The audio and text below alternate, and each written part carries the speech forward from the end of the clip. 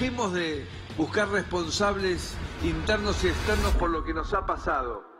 Y asumamos que lo que pasó fue por lo que no hicimos. Tenemos que hacer los deberes. Quiero decirles que estén tranquilos. Este equipo está dejando todo en la cancha.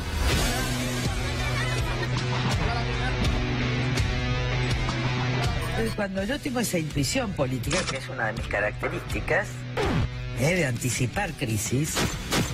Miren lo que decía una diputada.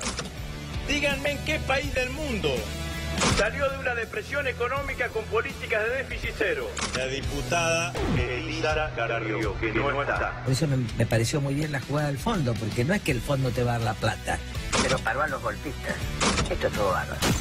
Y veníamos bien, pero de golpe pasaron cosas. Y veníamos bien, pero de golpe pasaron cosas, porque también el mundo está volátil. La responsabilidad política es de quien tiene una concepción violenta y militarizada de la política. Sí, son 3 hileras y los oficiales de policía están arrojando balas de goma. 138 votos Fueron afirmativos. Quedó todo dicho. Creo que es un presupuesto que va a ser muy difícil cumplir.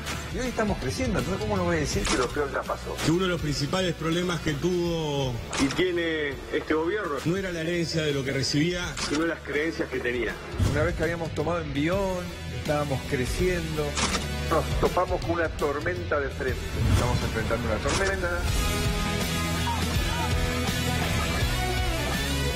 Caminar hacia una Argentina con equilibrio presupuestario, integrada al mundo, Brexit, Trump, son modificaciones marginales. No tiene consistencia el programa económico, ministro. ¿Sabe por qué? Porque esto, como decía el Clinton, es la economía estúpida. Así como varía el clima en la navegación. Pero el rumbo del barco está claro. El segundo semestre nos va a encontrar una inflación por debajo de los 2 puntos. Y después nos topamos con algo que tiene que ver con el cambio climático. Y siempre después de la tormenta sale el sol. Y ahora vienen los años en que vamos a crecer. Hace 5 años que la Argentina no crecía. La recuperación es como una ola. Porque mucha gente no lo dice en la calle. Vamos a bancar. Por favor, ustedes háganlo. Estamos teniendo una crisis, estamos pasando una crisis. Yo creo que lo peor ya pasó. Esperamos el acompañamiento del Congreso a este presupuesto. Eso será una señal muy importante para reducir la incertidumbre sobre el proceso económico.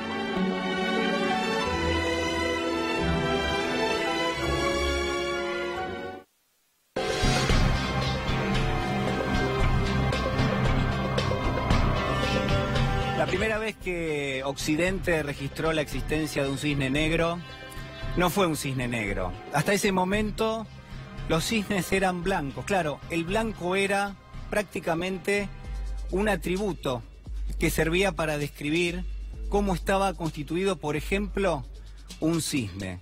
Fue allá por el año 1650 cuando un grupo de investigadores, holandeses ellos, donde había algunos naturalistas, se adentraron en las tierras australianas, en la costa occidental, y allí divisaron a lo lejos algo que parecía un cisne. Se fueron acercando y a medida que se acercaban el contorno de esa figura y después los elementos centrales desde el punto de vista empírico empezaron a destacar la figura efectivamente de un cisne, pero había un solo problema: era negro.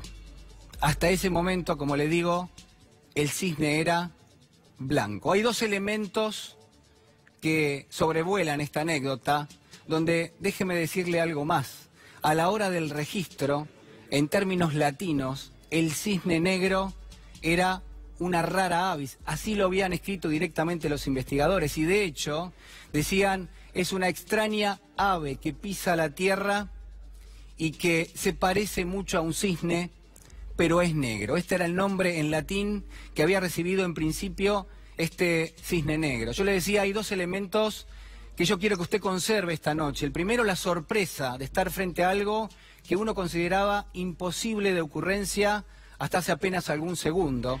Y lo segundo, la fragilidad del pensamiento, pero sobre todo la fragilidad del conocimiento. De eso es de lo que estamos hablando. Por supuesto, esos 2 elementos que estoy destacando forman parte hoy de lo que entendemos por un cisne negro. Un cisne negro ya no es solamente un ave que tiene determinadas características. Para nosotros y para buena parte de la humanidad, un cisne negro representa un suceso extraño e impensado, que además genera consecuencias que a su vez son extrañas e impensadas y que retrospectivamente cuando uno lo mira hacia atrás, bueno, resultan lógicas, resultan entendibles, resultan explicables. Yo quiero proponerle que usted piense en esta noche en 3 planetas distintos a la hora del conocimiento. Uno donde somos conscientes que sabemos algo. Otro donde somos conscientes que no sabemos algunas cosas. Pero hay un tercer planeta, que es el que más me interesa esta noche, que es aquel donde somos conscientes que no sabemos que no sabemos. Es en este lugar que el gobierno ha plantado una bandera, es en este lugar que el gobierno dice que ve permanentemente la existencia de cisnes negros, ni más ni menos que de cisnes negros. Mire, mi hipótesis esta noche es que el gobierno permanentemente está reconociendo la existencia de cisnes negros, que son los que terminan, dice el gobierno, impactando en la magra realidad socioeconómica que enfrentamos los argentinos. Habrá que preguntarse si el gobierno no está construyendo, por ejemplo, un consenso político con otros referentes, incluso de la oposición. ¿Para qué? Para salirse del medio, para no hacerse responsable de aquello que estamos enfrentando. Habrá que también pensar si esta realidad que se describe como algo extraordinario no es en definitiva algo rutinario, es decir, si el componente extraordinario que se repite permanentemente no termina dibujando algo que a todas luces nos resulta sospechoso. Quiero hablarle en esta noche de algo más, de la dinámica que utiliza el gobierno para que, de alguna manera, no sea responsable de lo que está pasando, al menos ellos no se admiten responsables de lo que está pasando.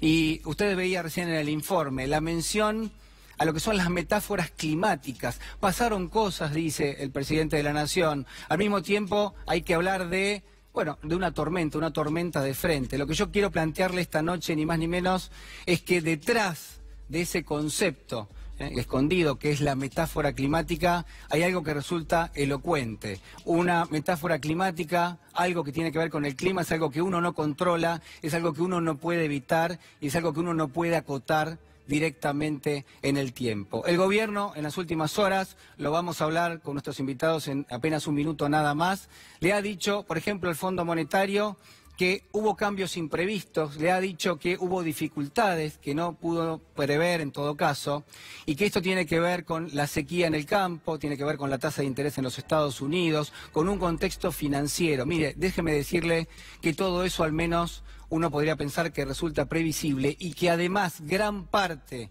de la magra situación socioeconómica que enfrentamos los argentinos son consecuencias de las propias decisiones del gobierno.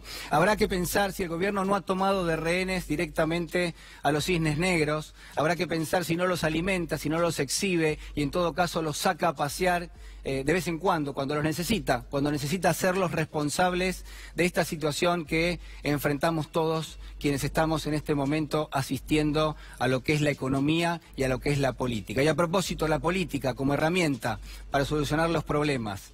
Si es verdad que la política es ese lugar donde vamos a debatir lo que nos pasa, es también la política la que se nutre de pensamientos y la que se nutre de ideas, pero sobre todo de palabras. Y si de palabras hablamos, habrá que empezar a llamar a las cosas por su nombre. A la crisis autoinfligida habrá que llamarla crisis. Y a los cisnes negros habrá que dejarlos en paz.